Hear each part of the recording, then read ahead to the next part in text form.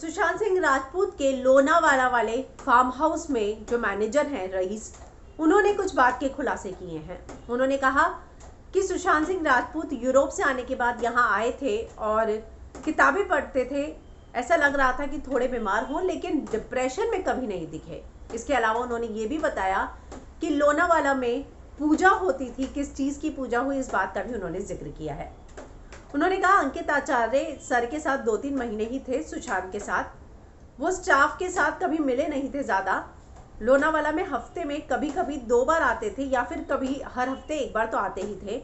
छिछोरे के बाद एक पार्टी हुई थी जिसमें श्रद्धा कपूर, रिया सभी आए थे उस पार्टी में, और वो पार्टी हुई थी। यूरोप टूर के बाद वो बीमार रहने लगे थे, आए थे, एक साइड में रहकर किताबें पढ़ रहे थे।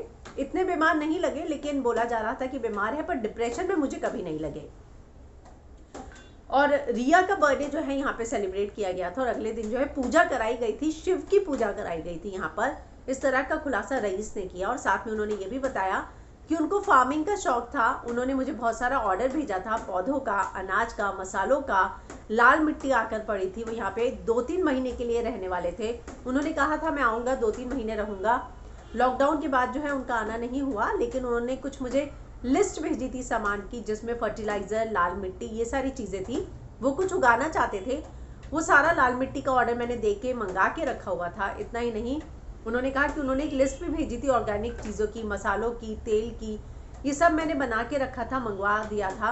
और उन्होंने फिर जो है एक भेजा था वैन, जिसमें मैंने सारी चीज़ें जो है भेज दी थी।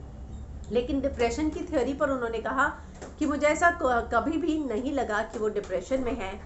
यहाँ तक कि रिया का बर्थडे मनाया गया था, तब अगले दिन पूजा पाठ हुई थी।